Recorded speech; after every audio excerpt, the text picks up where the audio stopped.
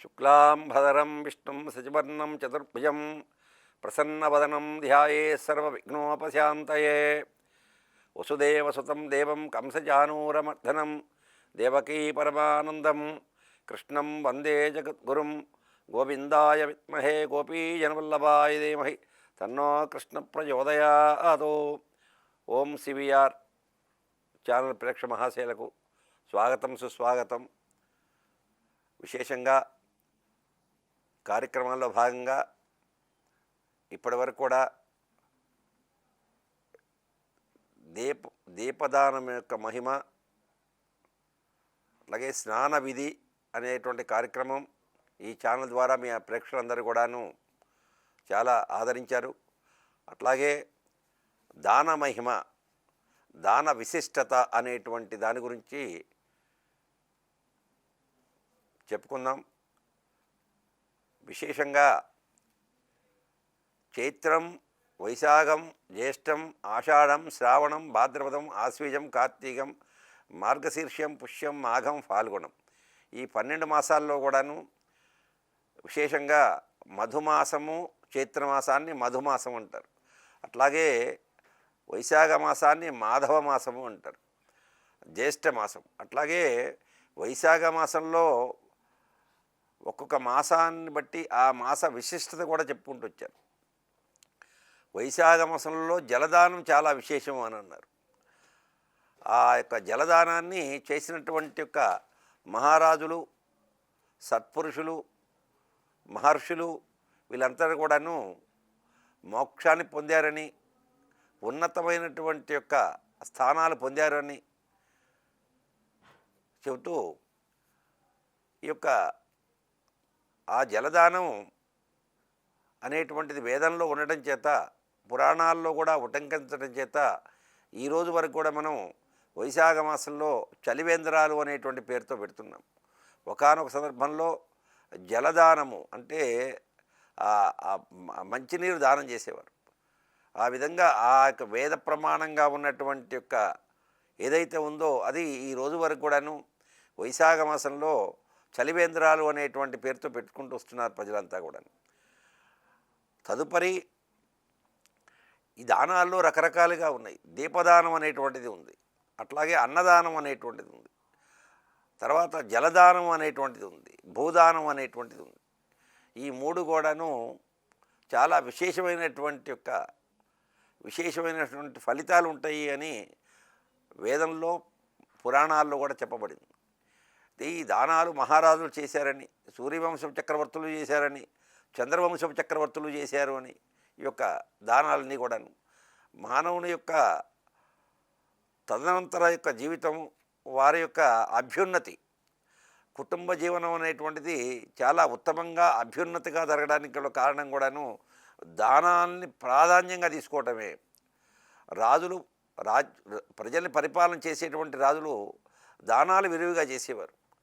ఆ దానాల్లో సూర్యవంశపు రాజు అయినటువంటి యొక్క అంబరీష చక్రవర్తి ఆయన ఉపవాసం ఉండి వచ్చినటువంటి యొక్క మునీశ్వరులకి, మహర్షులకి, పురాణవేత్తలకి, బ్రాహ్మణులకి వాళ్ళందరినీ కూడాను ఆరాధన చేసి తదుపరి అతను భోజనం చేసేవాడు. దాన్ని ఒక విశేషమైనటువంటి వ్రతంగా పెట్టుకున్నాడు. అలాంటి వ్రతాల్లో ఏకాదశి వ్రతాన్ని అంబరీష చక్రవర్తి చక్కగా ఆచరించాడు. ఒకానొక సందర్భంలో ఈ అంబరీష చక్రవర్తి గురించి చెప్పేటప్పుడు అంబరీష చక్రవర్తి అనేటువంటి ఒక మాట వచ్చినప్పుడు ప్రహ్లాద పరాశర పుండరీక వ్యాసాంబరీష సుఖసౌనిక హృన్నివాస భక్తానురక్త పరిపాల పారిజాత లక్ష్మీ నృసింహ మమదేహి కరావలంబం. కరావలంబ స్తోత్రంలో భక్తులు ఎవరు, విష్ణుమూర్తికి అత్యంత ప్రియమైనటువంటి భక్తులు ఎవరు అని శంకరాచార్యుల వారి యొక్క నోటి నుంచి వచ్చినటువంటిది నారసింహ కరావలంబం. ఈ నారసింహ కరావలంబ స్తోత్రంలో ఒక శ్లోకంగా చెప్పబడింది. పరాశర పుండరీక వ్యాసాంబరీష సుఖసౌనిక హృన్నివాస భక్తానురక్త పరిపాల పారిజాత లక్ష్మీ నృసింహ మమదేహి కరావలంబం. ఈ యొక్క భక్తుల్లో అంబరీష చక్రవర్తి కూడా ఒక భక్తుడు. చక్రవర్తి అయినప్పటికీ కూడాను ఆయన దానానికి ప్రాధాన్యత ఇచ్చాడు. బ్రాహ్మణుల యొక్క ఆరాధనకి ప్రాధాన్యత ఇచ్చాడు, ఋషుల యొక్క ఆరాధనకి ప్రాధాన్యత ఇచ్చాడు, పండితుల యొక్క ఆరాధనకి ప్రాముఖ్యత ఇచ్చాడు. ఇచ్చి పరిపాలన అనేటువంటిది చక్కగా ప్రజల్ని చక్కగా సుభిక్షంగా పరిపాలన చేసేవాడు. ఎప్పుడైతే రాజు యథా రాజా తదా ప్రజ అన్నాడు శాస్త్రం. రాజు ఎంత ఆధ్యాత్మికంగా వేద వేద వాంగ్మయాన్ని అనుసరించుకుంటూ ముందుకు వెళ్తూ ఉంటాడో ఆ రాజ్యం కూడా సుభిక్షంగా ఉంటుందట. అతివృష్టి అనావృష్టి ఏమీ జరగవు, ఎప్పుడు కూడాను సస్యశ్యామలంగా ఉంటుంది. ఆ ప్రజలకు కావాల్సినటువంటి ఏదో భగవంతుడు తప్పకుండా రాజు ద్వారా అందిస్తాడు. అట్లాగే అలాంటి యొక్క రాజ్య పరిపాలన చేసేటువంటి యొక్క రాజు అంబరీష చక్రవర్తి. ఆ అంబరీష చక్రవర్తి ఏకాదశి పూర్తిగా ఉపవాసం చేశాడు. రాజు అనేటువంటి వాడు ఎలా ఉండాలో కూడా చెప్పుకుంటూ వచ్చారు పురాణాల్లో. రాజు అనేటువంటి వాడు ధర్మాంగదుడు అనేటువంటి మహారాజట ఏకాదశి ఉపవాసం ఉండాలి ప్రజలంతా అని ఆ యొక్క రాజ్యం మొత్తం కూడా చాటింపు చేయించాడు. చాటింపు చేయించి ద్వాదశి రోజున మాత్రమే భోజనం చేయమని అన్నాడు. ఆ విధంగా ఆ రాజ్యంలో ఉన్న వాళ్ళందరూ కూడా ఏకాదశి ఉపవాసం చేశారు, ద్వాదశి రోజున భోజనం చేసేవాళ్ళు. ఈ విధంగా ఏకాదశి రోజున ఎవరైతే ఉపవాసం చేసి ఉన్నారో ఆ రాజ్యంలో ఈ రాజుగారి యొక్క ఆజ్ఞకి లోబడి వారందరూ కూడా కొంతకాలం తర్వాత చనిపోయిన తర్వాత ఏకాదశి ఉపవాసం చేసిన తర్వాత కూడా చనిపోయినటువంటి వారు ఎవరైతే ఉన్నారో జాతస్య మరణం ధ్రువం. ఏకాదశి ఉపవాసం చేసినా ఉపవాసం చేయకపోయినా కూడా మరణం తప్పదు. కానీ రాజు యొక్క ఆజ్ఞ చేత వాళ్ళు ఏకాదశి ఉపవాసం బలవంతంగా చేయించాడు రాజు. చేయించడం చేత వాళ్ళు చనిపోయిన వాళ్ళందరూ ఆ రాజ్యంలో చనిపోతే ఆ చనిపోయిన వాళ్ళని తీసుకుపోవడానికి యమకింకరులు హరికింకరులు ఇద్దరు వచ్చి కూర్చున్నారు. యమకింకరులు వచ్చారు, హరికింకరులు వచ్చారు. ఏదైతే ఆ రాజుగారి రాజ్యంలో చనిపోయిన వాళ్ళందరినీ కూడాను హరికింకరులు తీసుకుని వెళ్తున్నారు వైకుంఠానికి. ఆ వైకుంఠంలో ఉన్నటువంటి స్వామివారి దగ్గరికి తీసుకువెళ్తున్నారు దర్శనం చేయించడానికి. అట్లాగే యమకింకర్లు వచ్చినటువంటి యమకింకర్లు ఈ హరికింకర్లు తీసుకొని పోయినటువంటి యొక్క ఆ జీవుణ్ణి చూసి వాళ్ళు వెళ్ళిపోతున్నారు. వెళ్ళిపోయి యమధర్మరాజుకు చెప్పారు, అయ్యా ఆ రాజ్యంలో ఉన్నటువంటి వాళ్ళందరూ కూడా చనిపోయిన వాళ్ళందరూ కూడాను వాళ్ళ యొక్క ప్రాణాన్ని మొత్తం కూడా హరికింకర్లే వచ్చి తీసుకుని వెళ్తున్నారు, మనకి పని ఏమి లేదు, మేము వచ్చేసేసామండి అన్నారు. యమధర్మరాజు యొక్క ఆ పోర్టిపోలియో ఏదైతే ఉందో అది ఖాళీగా ఉంది. ఎవరన్నా చనిపోతేనే కదా యమధర్మరాజు దగ్గరికి తీసుకొని వచ్చేది. యమకింకర్కి పని లేదు, యమధర్మరాజుకి పని లేదు. లేనప్పుడు ఆ యమధర్మరాజు ఏం చేశాడు, పోయి బ్రహ్మదేవుడి దగ్గర మొరబెట్టుకున్నాడు. అయ్యా నాకు ఒక పోర్టిపోలియో ఇచ్చావు, అది నాకు పనిచేసేటువంటిది కాదు, నేను ఊరికే ఉండేటువంటిది, నాకు ఈ పోర్టిపోలియో వద్దు అని అన్నాడు. ఆ బ్రహ్మదేవుడు దివ్యదృష్టి చూశాడు, ఎందుకు ఈ విధంగా జరిగింది అని. అక్కడ ఒక మహారాజు ఉన్నాడు ఆ రాజ్యంలో. ఆ రాజ్యంలో ఉన్నటువంటి మహారాజు ఏకాదశి వ్రతాన్ని అత్యంత నిర్బంధంగా ఆ ప్రజల చేత చేయిస్తున్నాడు. ఆ ప్రజల చేత చేయించడం చేత వాళ్ళందరూ కూడా చనిపోయిన వాళ్ళందరూ కూడాను అందరినీ యొక్క ప్రాణాలని హరికింకర్లు తీసుకెళ్తున్నారు. కాబట్టి ఈ యమకింకర్లకు పని లేకుండా పోయింది, అలాగే యమధర్మరాజుకు కూడా పని లేకుండా పోయింది తెలుసుకున్నాడు. తెలుసుకొని వాళ్ళందరినీ కాకుండా ఎవరైతే ఆ రాజ్యంలో నిర్దిష్టంగా ఉండి ఏకాదశి వ్రతం చేయాలి అన్న రాజు ఉన్నారో ఆ రాజుని తీసుకుని రమ్మన్నారు. అంటే ఒక ఆచరణ చేసేటువంటి ఒక పండితుడు కానీ, ఆచరణ చేయించేటువంటి ఒక రాజు కానీ, ఆచరణ చేయాలి అనేటువంటి మహర్షి కానీ నిర్దిష్టమైనటువంటి ప్రణాళికతో ఉన్నట్లయితే ఆ యొక్క రాజ్యం ఎప్పుడూ సుభిక్షంగానే ఉంటుందట. అట్లాగే ఈ యొక్క రాజుగారిని తీసుకెళ్ళారు. తీసుకుని వెళ్ళి అక్కడికి వెళ్ళిన తర్వాత తీసుకుపోయిన తర్వాత యథాప్రకారంగా యమధర్మరాజుకు మళ్ళీ పని దొరికింది. ఎందుకంటే రాజు అనేటువంటి ఇది ఆచరించండి అని నిర్దిష్టంగా చెప్పేటువంటి రాజు లేడు, చనిపోయాడు. ఆ విధంగా ఆ రాజు చనిపోవడం చేత వాళ్ళు యథాప్రకారంగా చేసేటువంటి ఏకాదశి వ్రతాన్ని వదిలిపెట్టేశారు. యథాప్రకారంగా వాళ్ళకు బాధలు పడుతూనే ఉన్నారు, చనిపోయినటువంటి వాళ్ళు యమకింకర్లు తీసుకుని వెళ్తున్నారు. ఈ విధంగా జరుగుతుంటుంది. రాజు యథా రాజా తదా ప్రజ అనంటే రాజు అనేటువంటి వాడు అంత నిర్దిష్టంగా ఉండాలి. వేదవాంగ్మయాన్ని చక్కగా విని వేదవాంగ్మయాన్ని తూచా తప్పకుండా నిర్వహించినట్లయితే అతివృష్టి అనావృష్టి బాధలు అనేటువంటిది ఉండవు, రాజ్యం సుభిక్షంగా ఉంటుంది. కాబట్టి ఆ రోజులకి ఈ రోజులకి ఎంత తేడా ఉందో ఆ ప్రేక్షకులు ఒకసారి గమనించుకున్నట్లయితే మనం చేసేటువంటి పని ఏంటి, మనం మనం ఆచరించేటువంటిది ఏంటి, మనం ఆచరించండి అని చెప్పేటువంటి వాళ్ళు ఎలా ఉంటున్నారు అనేటువంటిది తెలుస్తుంటుంది. అట్లాగే అంబరి ఈ అంబరీషోపాఖ్యానం. అంబరీష మహారాజు ఏకాదశి రోజున ఆ రాజ్యంలో ఉన్న అందరినీ కూడా ఉపవాసం ఉన్నాడు. వాళ్ళతో పాటు అంబరీష్ చక్రవర్తి కూడా ఉన్నాడు. ద్వాదశి మరుసటి రోజున ఉదయం సాయంత్రం ఉపవాసం చేసి మరుసటి రోజున ద్వాదశి తిథి అవుతుంది కాబట్టి మరుసటి రోజున ద్వాదశి తిథి రోజున ఆ దేవాలయంలో కానీ లేదా ఇంట్లో కానీ ఆయన రాజ్యంలో కానీ ఆ స్వామివారికి అర్చన చేసి ఆ తీర్థం తీసుకొని అప్పుడు భోజనం చేసేవాడు. అక్కడికి వచ్చినటువంటి యొక్క బ్రాహ్మణుల్ని, పెద్దవాళ్ళని, ఋషుల్ని వీళ్ళందరినీ కూడా ఆరాధన అర్చన చేసేవాడు. వాళ్ళు భోజనం చేసిన తర్వాతనే ఈయన భోజనం చేసేవాడు. అది ఒక ప్రణాళిక పెట్టుకున్నాడు, ఆ పద్ధతిగా పెట్టుకున్నాడు, ఒక క్రమమైనటువంటి పద్ధతిగా పెట్టుకున్నాడు.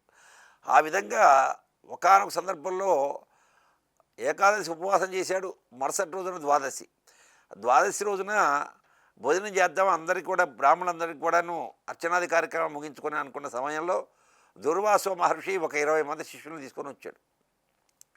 తీసుకొని వచ్చి రాగానే మహారాజుకి చాలా సంతోషం కలిగి మహారాజు నమస్కారం చేశాడు మహర్షికి. అంటే చూడండి, ఆ వేద వాంగ్మయం అనేటువంటిది, హైందవ ధర్మం అనేటువంటిది ఈ భరతఖండంలో ఎంత గొప్పదో. మహారాజులు అంటే నవరత్న ఖచ్చిత సింహాసనాలు ఉంటాయి, ఎంతమందో సేవకాగానే ఉంటారు, ఎన్ని రకాలైనటువంటి ఐశ్వర్యాలు ఉంటాయి వాళ్ళకి.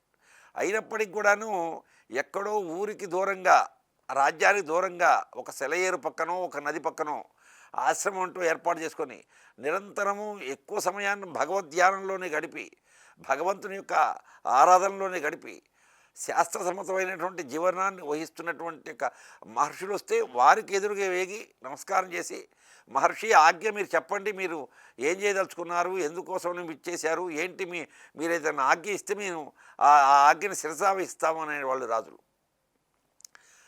అప్పుడు వేదవాంగ్మయం ఆ విధంగా అభివృద్ధి చెందింది. ఆ రోజుల్లో అంత వయసు వచ్చినప్పటికీ కూడా వాళ్ళు అనారోగ్యం లేకుండా ఆరోగ్యవంతంగా ఉండగలిగారు. ఇప్పుడున్నటువంటి యొక్క పూర్తిగా దానికి విరుద్ధంగా, దానికి వ్యతిరేకంగా, దానికి పూర్తిగా ప్రత్యామ్నాయం అనేటువంటి ఏర్పాట్లతో ఉండడం చేత అనేక రకమైనటువంటి ఈతి బాధలతో, అనేక రకాలైనటువంటి యొక్క అనారోగ్యాలతోని ప్రజలు ఇబ్బంది పడుతున్నారు. అంటే యథా రాజా తదా ప్రజ, రాజు ఎలా ఉంటే ప్రజలు అలాగే ఉంటారు, ప్రజలు ఏ విధంగా ఉంటే ప్రజలను బట్టి రాజు పరిపాలన అనేటువంటిది కొన్ని సమయాల్లో జరుగుతుంటుంది. అది ఇప్పుడున్నటువంటి ఇబ్బందికరమైన పరిస్థితి. అయితే ఏదైనా కూడాను ప్రజలు సుభిక్షంగా ఉండాలి అనుకోవాలి రాజు, అట్లాగే పాడి పంటలు సమృద్ధిగా అందాలి అని అనుకోవాలి. అలాంటి రాజు అంబరీష చక్రవర్తి. ఈ అంబరీష చక్రవర్తి దగ్గరికి 20 మంది శిష్యులు తీసుకొని వచ్చినటువంటి ఒక దుర్వాసో మహాముని ఆ మహామునికి నమస్కారం చేసి, మహర్షి ఈరోజు ద్వాదశి, చాలా సంతోషకరము. ఈరోజు ఎవరికో ఒకరికి ప్రతి ద్వాదశి రోజున ఎవరికో ఒకరికి భోజనం పెట్టకుండా నేను భోజనం చేయను, కాబట్టి శిష్య పరివారంగా మీరు వచ్చారు, మా యొక్క ఆతిథ్యాన్ని గ్రహించండి అన్నాను. అంటే మేము స్నానం చేయని భోజనాది కార్యక్రమాలు చేయము, కాబట్టి మా శిష్యుల పరివారంగా నదికి వెళ్ళి స్నానం చేసి వస్తాము అన్నారు. సరే రాజుగారు సరే అన్నారు, స్నానం చేయడానికి వెళ్ళినటువంటి వాళ్ళు ఎంతసేపటికి రాకపోవటం చేత ఆ అంబరీష చక్రవర్తి ఆ రాజ్యంలో ఉన్నటువంటి పురోహితులు వీళ్ళందరూ కూడాను, న్యాయాధిపతులు, పురోహితులు ఉంటారు, వాళ్ళు మహారాజా ఏకాదశి ఉపవాసం అయిపోయింది, ద్వాదశి గడియలు పోకముందే తీర్థం తీసుకొని భోజనం చేయాలి, మనం చేసినట్లయితే ఏకాదశి ఉపవాసం యొక్క ఫలితం మనకు కలుగుతుంది అని చెప్పగా, ఆ గడియలు పోతాయేమో అనేటువంటి ఉద్దేశంతో దూర్వాసో మహాముని వెళ్ళినటువంటి మహర్షి స్నానానికి తన శిష్యులతో వెళ్ళినటువంటి మహర్షి ఇంకా రాలేదు అనేటువంటిది అనుకున్నటువంటి వాడై పురోహితుల యొక్క ఆజ్ఞ మేరకు ఆ భగవంతుని యొక్క సన్నిధానంలో ఉన్నటువంటి యొక్క చెంబులో ఉన్నటువంటి నీళ్ళని ఒక గుటికాడు తాగాడు. ఆ నీళ్లు తాగిన తర్వాత తదుపరి వచ్చాడు ఆ దుర్వాసో మహాముని శిష్య సమేతంగా వచ్చి, చక్రవర్తి మమ్మల్ని భోజనానికి పిలిచావు, ద్వాదశి రోజున భోజనం మీరు చేసిన తర్వాతనే మేము చేస్తామని అన్నావు, అయినప్పటికీ తీర్థం తీసుకున్నప్పటికి కూడాను భోజనం చేస్తున్న సమానమే, కాబట్టి మాకు చాలా అవమానం కలిగింది అని ఆయన కోపావేశుతుండయి చాలా కోపంగా ఇచ్చేసేసి ఒక శక్తిని విడుదల చేసి ఆ శక్తిని ఆ యొక్క అంబరీష చక్రవర్తి మీదకి పంపిస్తాడు. పంపించగానే అంబరీష చక్రవర్తి ప్రహ్లాద పరాశర పుండరీక వ్యాసాంబరీష సుఖసౌనిక హృన్నివాస భక్తానురక్త పరిపాల పారిజాత లక్ష్మీనారసింహ మమదేహి కరావలంబం. అంబరీష చక్రవర్తి పరమ విష్ణు భక్తుడు. ఆ విష్ణుమూర్తిని ధ్యానం చేశాడు. స్వామి, నేను ఏకాదశి ఉపవాసం చేశాను. ద్వాదశి రోజున పండితుల్ని వీరందరినీ కూడాను వారి యొక్క అనుమతి లేకుండా వారికి ముందుగా అన్నాది కార్యక్రమాలు భోజనాది కార్యక్రమాలు పెట్టకుండా నేను భోజనం చేయను. ఇది ఎప్పటి నుంచో వస్తున్నటువంటి యొక్క వ్రతం. నేను ఏకాగ్రతగా పెట్టుకున్నాను. అయినప్పటికీ ఇలాంటి పరిస్థితి ఏర్పడిందని విష్ణుమూర్తిని ధ్యానం చేస్తూ ఆయన స్తోత్రం చేస్తూ 2 చేతులు నమస్కారం చేసి స్తోత్రం చేశాడట. ఆ స్తోత్ర ప్రభావం చేత వైకుంఠంలో ఉన్నటువంటి విష్ణుమూర్తి తెలిసి ఒక సుదర్శనాన్ని పంపించాడు. ఆ సుదర్శనం అనేటువంటిది ఈ అంబరీష చక్రవర్తి వెంటబడింది. అంబరీష చక్రవర్తి వెంటబడి ఆయన ముల్లోకాలు తిరుగుతున్నాడు. కైలాసానికి వెళ్ళాడు, బ్రహ్మలోకానికి వెళ్ళాడు, విష్ణులోకానికి వెళ్ళాడు, ఎక్కడికో వెళ్ళాడు, దాక్కున్నాడు. ఎక్కడికి వెళ్ళినప్పటికీ కూడాను ఈ యొక్క సుదర్శనం వెంటబడుతూనే ఉంది, వెంటాడుతూనే ఉంది. ఆయన వెంటాడుతున్న తర్వాత చివరికి ఈ సుదర్శనం అనేటువంటిది విష్ణుమూర్తి యొక్క ఆయుధం కాబట్టి ఆ విష్ణులోకంలోకి వెళ్దాం అనుకున్నాడు. ఆ విష్ణుమూర్తిని శరణు వేడుకున్నాడు. శరణు వేడుకొని, స్వామి, ఈ యొక్క సుదర్శనం నుంచి మీరే రక్షించగలరు అని అంటే, ఇది నా భక్తుడైనటువంటి యొక్క అంబరీష చక్రవర్తి చేసినటువంటి ప్రార్థన చేయగా వచ్చినటువంటి ఇది కాబట్టి నువ్వు ఎవరినైతే కోపపడ్డావో, ఎవరినైతే తిరస్కార భావంతో చూసావో, మళ్ళీ అతని దగ్గరికే వెళ్ళి నీ యొక్క మంచి విషయం అనేటువంటిది, నీ యొక్క చెడు విషయం, నీ యొక్క తొందరపాటు అనేటువంటిది బతిలాడుకున్నట్లయితే, నువ్వు శరణ వేడుకున్నట్లయితే జరుగుతుంది అని చెప్పగా ఆ విష్ణుమూర్తి యొక్క మాట ప్రకారంగా ఆ అంబరీష చక్రవర్తి దగ్గరికి వచ్చేసి, చక్రవర్తి, నేను ఏదో అనుకున్నాను, నేను పరీక్ష చేద్దాం అనుకున్నాను, కానీ ఏదో ఆటంకం అనేటువంటిది ఏర్పాటు చేద్దాం అనుకున్నాను, కానీ నా యొక్క దీన్ని మన్నించవలసింది, నా యొక్క కోపాన్ని మన్నించవలసింది అని ఆయన పాదాక్రాంతుడై ఉన్నాడు. అది చక్రవర్తి కదా, మీరు మహర్షులండి, మీరు మా పాదాల మీద పడకూడదు, కాబట్టి మీరు తప్పు అయిపోయింది ఒప్పు అని అనుకున్నారు కాబట్టి ఆ యొక్క సుదర్శనాన్ని విరమించాడు. అప్పుడు ఈ యొక్క అన్నదానం యొక్క మహిమ అనేటువంటి దానికి ఈ యొక్క విషయంలో, ఈ యొక్క ఎపిసోడ్లో అన్నదానము, అన్నం అనేటువంటిది వేరే వాళ్ళకి ఎవరికైనా వచ్చినట్టు అతిథులకు అభ్యాగతులకు పెట్టినట్టయితే దాని విశేషమైనటువంటి చాలా విశేషము. ఈ అన్నదానం చేసే సమయంలో నీకు ఏదన్నా ఆటంకం కలిగినప్పటికీ నువ్వు నమ్ముకున్నటువంటి భగవంతుడు ఏదైతే ఉన్నాడో, అన్నదానం చేసేటువంటి సమయంలో అంబరీష చక్రవర్తికి ఆటంకపరిచినటువంటి మహర్షుల్లాంటి వాడిని కూడా శిక్షించాడు. ఆ భక్తుడిని రక్షించడానికి, అన్నదానం యొక్క మహిమను తెలవడానికి, ఎన్ని సంవత్సరాల బట్టి ఆయన ఏకాగ్రతగా చేసినటువంటి యొక్క ఏకాదశి వ్రతాన్ని నిర్విఘ్నంగా ఆయన కొనసాగించడానికి గాను ఆ భక్తుడికి రక్షణ ఇచ్చాడు ఆ విష్ణుమూర్తి, ఆ సుదర్శనం యొక్క ఆయుధాన్ని అడ్డం పెట్టి. ఆ విధంగా మహర్షులు లాంటి వాళ్ళు కూడాను, గొప్ప వాళ్ళు లాంటి వాళ్ళు కూడాను దీనివల్ల తెలుసుకోవాల్సినటువంటిది ఏంటి అంటే, ఎలాంటి వాళ్ళు ఎంత బలవంతులు కానీ, ఆర్థిక బలవంతులు కానీ, అంగబలవంతులు కానీ, భుజబలవంతం ఉన్నవాళ్ళు కానీ, అన్ని రకాల బలాలు ఉన్నవాళ్ళు కానీ, భక్తుడు ఏకాగ్రత ఆ అన్నదానం చేయాలనుకున్నా, దీపదానం చేయాలనుకున్నా, అన్న సంతర్పణ చేయాలనుకున్నప్పటికీ కూడాను అలాంటి వాళ్ళకి ఆటంకపరచకుండా ఆ ఆటంకాన్ని తొలగించి ఆ యొక్క కార్యక్రమాన్ని, ఆ అన్నదాన కార్యక్రమాన్ని సజావుగా సాగిస్తాడు అనేటువంటి దానికి భాగవతంలో అంబరీషోపాఖ్యానం అనేటువంటిది ఒకటి నిదర్శనం మనకి. కాబట్టి ఏదైనా కూడాను ఆ యొక్క స్వామివారిని, ఆ స్వామి ఏకాదశి వ్రతాన్ని ఆ విధంగా రక్షించి నిరాఘాటంగా అంబరీష చక్రవర్తి బ్రతికున్నంత కాలం కూడా ఆ ఏకాదశి వ్రతాన్ని చక్కగా ఆచరించి అంత్యంలో మోక్షాన్ని పొందాడు అని చెప్పుకుంటూ వచ్చాడు సుఖమహర్షి పరీక్షిత మహారాజుకి. ఈ యొక్క వ్రతం ఏదైతే ఉందో, అంబరీషోపాఖ్యానం ఏదైతే ఉందో అది భాగవతంలో చెప్పబడినటువంటిది. తదుపరి దీపదానము, దానం అనేటువంటి ఎపిసోడ్ కాబట్టి ఇది దానం గురించి. రెండోది దీపదానం. దీపతో లభతే ఐశ్వర్య, దీపతో లభతే ఆయు. మనకు కావలసినటువంటి, మానవులకు కావాల్సినటువంటిది ఏంటి? ఆయుష్ ఉండాలి, అంటే ఎక్కువ కాలం బ్రతకాలి. అట్లాగే ఐశ్వర్యం కావాలి, బ్రతకడానికి ఐశ్వర్యం కావాలి. ఉన్న ఐశ్వర్యాన్ని అనుభవించడానికి కూడాను ఆయుష్ కావాలి, అంటే ఎక్కువ కాలం బ్రతికి ఉండాలి. ఈ రెండు కూడాను. దీపతో లభతే ఐశ్వర్య, దీపతో లభతే ఆయు. ఆ దీపారాధన చేయటం వల్ల ఎక్కడైనా చేయండి, ఇంట్లోనూ చేసుకోండి రోజు దీపారాధన, లేదు ఆ ఆ విష్ణు ఆలయంలో చేయండి, లేదా శివాలయంలో చేయండి, లేదా అమ్మవారి దేవాలయంలో చేయండి, ఎక్కడైనా. లేదు దీపారాధన ఎక్కడ చేస్తున్నారు. కొన్ని కొన్ని దేవాలయాల్లో నిత్యం అఖండం వెలుగుతూనే ఉంటుంది. ఆ అఖండానికి నూనె ఇచ్చినప్పటికీ కూడా దీపదానం దీపారాధన రోజు దీపారాధన వెలిగించినంత ఫలితం కలుగుతుంది.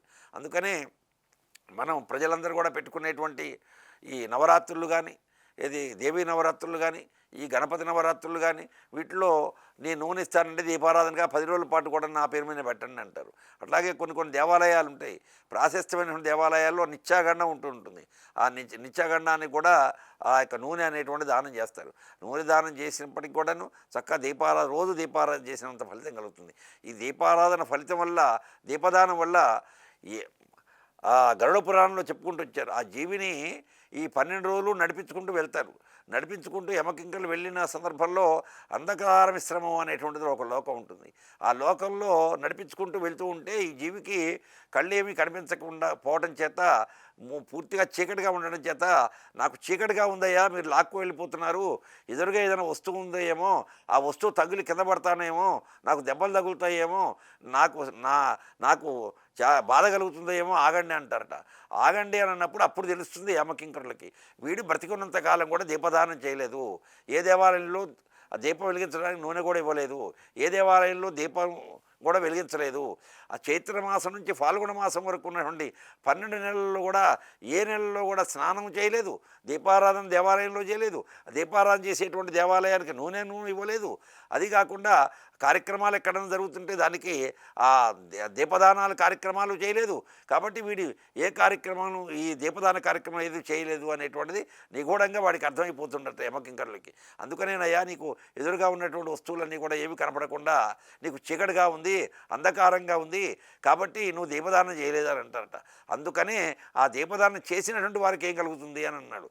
ఆ దీపదానం చేసినటువంటి వాళ్ళకి వాళ్ళు తీసుకొని వెళ్ళిపోతుంటే వాళ్ళకంటే ఇంకా ముందుగా వేగంగా వెళ్తాడట ఆ జీవి.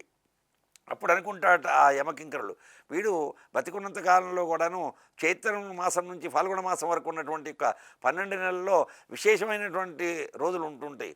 వైశాఖ మాసం, కార్తీక మాసం, మాఘమాసం, ఇలాంటి మాసాలు అనేటువంటి కొన్ని ఉన్నాయి. ఆ మాసాల్లో 4 నెలలు ఉన్నాయి. ఈ 12 నెలల్లో అత్యంత ప్రాముఖ్యమైనటువంటివి. అదే కాకుండా నదులలో కూడాను గంగా నది స్నానం అనేటువంటి చాలా విశేషం. మానవుడు బ్రతికున్న దగ్గర నుంచి చనిపోయేంత వరకు కనీసం ఒక్కరోజైనా గంగా స్నానం చేసినట్టయితే వారి శారీరకంగా చేసినటువంటి పాపాలు కూడా పోతాయి అని చెప్పుకుంటూ వచ్చారు.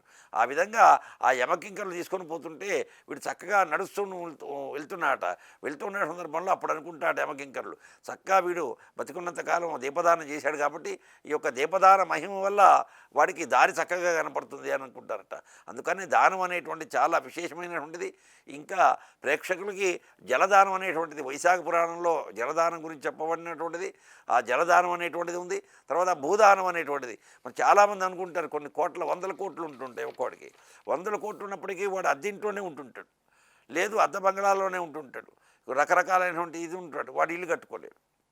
అంటే వాడు బ్రతికున్నంతకాలం కూడా కనీసం ప్రత్యక్ష భూదానం చేయకపోయినప్పటికీ భూదాన ప్రత్యామ్నాయంగా డబ్బులు కూడా ఇవ్వాలి ఎవరికి. ఏదైనా మానవులు అనుభవించేటువంటి స్థితిగతులు మంచి చెడు మొత్తం కూడాను అన్నీ కూడా దానాల మీదనే ఆధారపడి ఉంటాయి. ఆ దానాలు ఇచ్చినట్లయితే చక్కగా ఆ యొక్క స్థితిగతులు అనేటువంటి చక్కగా ఉంటుంటాయి. అందుకనే దాచిపెట్టినటువంటి యొక్క ధనం ఏదైతే ఉందో ఆ ధనం అనేటువంటి నిష్ప్రయోజనమైనటువంటిది అని చెప్పుకుంటూ వచ్చారు. ఆ దాచిపెట్టినటువంటి ధనం మళ్ళీ శుద్ధి కావాలంటే మనం టీ తాగిన తర్వాత గ్లాసు మళ్ళీ కడుగుతాం, కడిగిన తర్వాత మళ్ళీ కడిగిన గ్లాసులో టీ పోసుకొని తాగుతాం. కడక్క ముందు ఆ యొక్క గ్లాసు మనకి పనికిరాదు. అట్లాగే మనం ఒక 4,000 సంపాదించామంటే దాంట్లో కనీసం ఒక 100 రూపాయలు 50 రూపాయలు భగవంతుని యొక్క నిమిత్తం మనం ఖర్చు పెట్టినట్టయితే నీ దగ్గర ఉన్నటువంటి 3,900 రూపాయలు ఏవైతే ఉన్నాయో కడిగిన గ్లాస్ ఎట్లాగైతే మళ్ళీ టీ పోసుకొని తాగడానికి ఎట్లా ఉపయోగపడుతుందో నీ దగ్గర ఉన్నటువంటి ద్రవ్యం మొత్తం కూడా శుద్ధి అవుతుంది. శుద్ధి అయ్యి ఆ ధనం వల్ల ఆ 3,900 రూపాయలు నువ్వు దేనికి ఖర్చు పెట్టినప్పటికీ కూడా అభివృద్ధి కారకమవుతుంది. ఆ 100 రూపాయలు దానం చేయటం ఎందుకు అని ఆ 4,000 రూపాయలు నీ ఇంటికి ఖర్చు పెట్టుకున్నావు అనుకో, అది అభివృద్ధి కారకం కాదు. అదే అంటుంటారు, ఏమండి మాకు వచ్చిన డబ్బుని ఎంత ఖర్చు పెట్టినా కూడా ఇంకా ఖర్చు అవుతుంది కానీ దానివల్ల ఉపయోగం రావట్లేదు, దానివల్ల అభివృద్ధి కావట్లేదు అంటే వీడు దానం చేయడానికి వెనకాడాడు అంతే. ఆ దానం అనేటువంటిది లేకపోవటం వల్లే ఇన్ని రకాలైనటువంటి బాధలు. సామవేదంలో ఒకటి చెప్పుకుంటూ వచ్చారు చక్కగా. స్వామివారికి నివేదనలు చేస్తాం, పులిహార, దధ్యోదనం, చక్కెర పొంగలి, ఈ కొబ్బరికాయలు కొట్టడం, అరటి పండ్లు, యాపిల్ ఇవన్నీ తీసుకుపోయి స్వామివారి దగ్గర పెడతాం, ఆరోగ్యం నైవేద్యం పెడతాం, నమస్కారం చేస్తాం. అంటే భగవంతుడు ఇవన్నీ ఆయన పుట్టించినటువంటి భూమి ద్వారా చింతపండు, ఉప్పు, ఆవాలు ఇవన్నీ కూడా చేసి అవన్నిటిని ఒక దగ్గరికి చేర్చి మనం పులిహార చేస్తున్నాం. మిగతా వాటిని కొన్ని దగ్గరికి చేర్చి, ఆ పెరుగు అవన్నీ దగ్గరికి చేర్చి దజ్జోనం చేస్తున్నాం. అట్లాగే కొబ్బరి చెట్టుకు పుట్టినటువంటి కొబ్బరికాయ తీసుకొచ్చి కొనుక్కొచ్చి చేస్తున్నాం. అంటే భగవంతుడు చూసేటువంటి పరీక్ష ఏంటి అంటే, వీడికి ఉన్నటువంటి 1000 రూపాయల్లో ఒక 200 పెట్టి, ఒక 50 రూపాయలు పెట్టి కొబ్బరికాయ, ఒక 20 రూపాయలు పెట్టి అరటి పండ్లు, ఒక 20 రూపాయలు పెట్టి పూలమాల, ఒక 20 రూపాయలు పెట్టి తులసిమాల తీసుకొచ్చి ఆ భగవంతుడు మెడలో వేస్తాడా, భగవంతుడి దగ్గర పెట్టి నమస్కారం చేసేటువంటి యొక్క త్యాగ గుణం వీడికి వాడి సంపాదనలో 200 పెట్టగలిగేటువంటి త్యాగ గుణం ఉందా అని చూస్తాడట. ఆ త్యాగ గుణం ఉన్నటువంటి వాడికి అనుగ్రహిస్తాడట భగవంతుడు. ఆ త్యాగ గుణం లేనటువంటి వాడికి అనుగ్రహం అనేటువంటి భగవంతుడికి ఉండదు అని. అట్లాగే ఈ దానాలన్నిటి మీద ఆధారపడి ఉంటుంది. కాబట్టి మనం చేసేటువంటి దానాలనేటువంటిది మనం ఉన్నటువంటి వారికి, తదనంతరం చేసేటువంటి వారికి. కొంతమంది మా తాతల తండ్రులు ఏ దానం చేశారండి, దాన ధర్మాల వల్ల మేము ఇట్లా సుఖంగా ఉండగలుగుతున్నామని అన్నారు. వాస్తవం కూడా, శాస్త్రం కూడా చెప్పబడినటువంటిది అది. దానం చేసిన దానం వల్లే నీ యొక్క అభివృద్ధి ఉంటుంది. వాళ్ళు ఏ దానం చేయరనుకో, నువ్వు పాతాళానికి వెళ్ళిపోతావు అంతే. అది వేదవాంగ్మయం చెప్పినటువంటిది, వేదాలు చెప్పినటువంటిది మొత్తం కూడాను, భారతీయ సంస్కృతి అనేటువంటిది మొత్తం కూడాను ఆధ్యాత్మిక చింతన, తర్వాత భగవంతుని యొక్క ఆరాధన, భగవంతుని యొక్క ఆరాధన యొక్క ఫలితము, తర్వాత దానము, జపము, స్నానము, ఇవన్నీ కూడాను ఆచార ప్రభో ధర్మో ధర్మస్య ప్రభోచిత. ఆచారము, సాంప్రదాయము వీటన్నిటి మీద ఆధారపడుతూ ఉంటుంది. కాబట్టి వీరందరూ కూడాను సాధ్యమైనంత వరకు ఆచారాన్ని అనాచారంగా వెళ్లకుండా ఆచారవంతులై, భగవంతుని యొక్క కృపకి పాత్రులై, భగవంతుని యొక్క మీరు చేసేటువంటి దానాలు ఏవైతే ఉన్నాయో ఆ దానాల యొక్క ఫలితాన్ని మీరంతా కూడా చక్కగా అనుభవిస్తూ శక్తి కొద్దీ చేయాలి దానం అనేటువంటిది. మనం ఎంత శక్తి ఉంది చూసుకొని మనం దానం చేయాలి. ఒకడు ఉంటాడు 10 కోట్లు ఉంటాయి, 10 కోట్లు ఉంటే వాడు 51 రూపాయలు తీసుకుపోయి వాడి మ్యారేజ్ డే అనో లేకపోతే వాళ్ళ మనవడ బర్త్డే అనో తీసుకుపోయి 51 రూపాయలు తీసుకుపోయి అక్కడ ఉన్నటువంటి గోశాలలో ఇస్తాడు. వాడికి వాస్తవంగా 5,000 ఇచ్చేటువంటి కెపాసిటీ ఉంది. భగవంతుడు చూస్తాడు. ఆ శ్రవణులు అనేటువంటి వాళ్ళు ఉంటారు పక్కన, చిత్రగుప్తుని యొక్క సేవకులు శ్రవణులు అనేటువంటి వాళ్ళు. అరే నీకు 400 రూపాయలు 400 కోట్లు ఉన్నాయి, 51 రూపాయి అరా నీ తీసుకుపోయి ఆ గోశాలలో ఇచ్చేటువంటిది అని అంటారు. ఆ 51 రూపాయి కూడా వాడు ఎందుకు ఇస్తున్నాడు అని అంటే, 2 రకాలైన ఫోటోలు తీసుకుంటాడు, వెనక ముందు 4 పక్కలుగా తీసుకొని ఆ అమెరికాలో ఉన్నటువంటి కొడుకు కోడలకు పంపిస్తాడు. కొడుకు కోడలు పంపించేసి, గోశాలకు వెళ్ళానమ్మాయి నిన్న, మా మ్యారేజ్ డే అయితే వెళ్ళాను, నీ కుమారుడు నా మనవడు పుట్టినటువంటి రోజు కాబట్టి వెళ్ళాను అని అంటాడు. అనగానే అక్కడ ఇచ్చేటువంటి నీ యొక్క శక్తి 5,000 ఇచ్చే శక్తి ఉంది, కానీ నువ్వు 51 రూపాయలు ఇచ్చావు. అది రాస్తాడు ఆ శ్రవణులు అనేటువంటి చిత్రగుప్తుని యొక్క సేవకులు రాసి, ఇతను ఎప్పుడైతే చనిపోతాడో, చనిపోయిన తర్వాత వాళ్ళు ఆ చిట్టా నిప్పుతారు. చిట్టా నిప్పి, అయ్యా వీడు 5,000 ఇచ్చేటువంటి కెపాసిటీ ఉన్నప్పటికీ కూడా 51 రూపాయలు ఇచ్చాడు, ఇచ్చి రకరకాల ఫోటోలు తీసుకున్నాడు, రకరకాలైన యూట్యూబ్లో పెట్టేసి వాడి ప్రచారానికే ఈ 51 రూపాయలు ఇచ్చాడు అనేటువంటిది తెలుసుకొని వాడికి వేయవలసినటువంటి శిక్ష ఆ యొక్క చిత్రగుప్తుడు చదవటం వల్ల యమధర్మరాజు చేస్తాడు. అందుకనే భగవంతుడు ఒకటి, ఏదైనా శక్తి వంచన లేకుండా ఏమన్నాడు, ఒకటే పదం, నీకు శక్తి ఎంతైతే ఉందో అంతే ఇవ్వు. శక్తి ఎక్కువగా ఉన్నా కూడా తక్కువ ఇవ్వకు, శక్తి తక్కువగా ఉన్నా అపురూపాలు చేసేసి శక్తి మించి ఇవ్వకు. భగవంతుని యొక్క నిర్ణయం అదే. అందుకని ఆ శక్తి అనేటువంటిది నీకు ఎంత అనేది నువ్వే నిర్ణయం చేసుకోవాలి. ఏదైనా కూడాను భగవంతుడు అనేటువంటి యొక్క ఆరాధన, భగవంతుని యొక్క అర్చన, ఇవన్నీ కూడాను మానవ యొక్క జీవితం, పూర్తి జీవితం అనేటువంటిది దానాలు, ధర్మాలు, సదాచారం మీదనే ఆధారపడింది. ఎప్పుడైతే నువ్వు సదాచారాన్ని వదిలిపెడతావో, భగవంతుడు ఒకటి చెప్పాడు విష్ణు సహస్రనామంలో 96వ నామం, ఆచార ప్రభో ధర్మో ధర్మస్య ప్రభోచ్యుత. పరమాత్మ దగ్గర పోతాం, నమస్కారం చేస్తాం, ఆయన నాకు ఇష్టమైనటువంటి దైవం అండి, ఆయన అనుగ్రహం నాకు కావాలి అని అంటావు. ఆయన అనుగ్రహం కావాలంటే పరమాత్మ చెప్పాడు, ఆచార ప్రభో ధర్మో ధర్మస్య ప్రభోచ్యుత అని అన్నాడు. నువ్వు ఆచారంగా ఉంటే, సదాచారంగా ఉండి సత్సాంప్రదాయంగా ఉన్నట్లయితే చక్కగా నేను అనుగ్రహిస్తాను రా అంటాడు. సత్సంప్రదాయం అనేటువంటిది లోపించడం వల్లే ఇప్పుడు అతి చిన్న వయసులో అనారోగ్యాల పాలు కావటం, ఈ రకరకాలైనటువంటి ఇబ్బందులు కావటం, దాంపత్య జీవితంలో కూడా ఇబ్బందులు పడటం, దాంపత్య సుఖం లేకపోవటం, దాంపత్యంలో ఉన్నటువంటి ఒక తగాదాలు రావటం, తర్వాత రకరకాలైనటువంటి ఇబ్బందులు మానవులు కలగడానికి కారణం ఆచారాన్ని వదిలిపెట్టి సంచరించడం వల్లనే. కాబట్టి వేదవాంగ్మయం చెప్పేటువంటిది ఋగ్వేద, యజుర్వేద, సామ, అధర్వణ వేదాలు కానీ, అష్టాదశ పురాణాలు, 18 పురాణాలు కానీ, 10 మహా ఉపనిషత్తులు కానీ, ఇవన్నీ కూడా ఆచారంగా ఉండి భగవంతుని యొక్క ఆరాధన, భగవంతుని యొక్క సేవ యథోచితంగా నీ శక్తి వంచన లేకుండా చేసినట్లయితే నీ యొక్క జీవితం అనేటువంటి చాలా అభివృద్ధికరంగా ఉంటుంది అని ఆ భగవంతుడు ఇచ్చినటువంటి యొక్క విష్ణు సహస్రనామంలో ఆచార ప్రభో ధర్మో ధర్మస్య ప్రబోచిత, అలాంటి జీవనాన్ని ప్రేక్షకులు తర్వాత ప్రజలందరూ కూడాను అలాంటి జీవనాన్ని కొనసాగించాలని కోరుకుంటూ ఈ యొక్క ఓం సిబిఆర్ ఛానల్ ద్వారా యాజమాన్యానికి, సిబ్బంది వీళ్ళందరికీ కూడాను ఆ వల్లభి వేణుగోపాల స్వామి వారి యొక్క అనుగ్రహం సదా ఉండుగాక. స్వస్తి ప్రజాప్య పరిపాలయంతాం న్యాయేన మార్గేణ మహీం మహిష గోబ్రాహ్మణేభ్య సోమస్పృత్యం లోకా సమస్త సుఖినో భవంతో భ్రవంతు.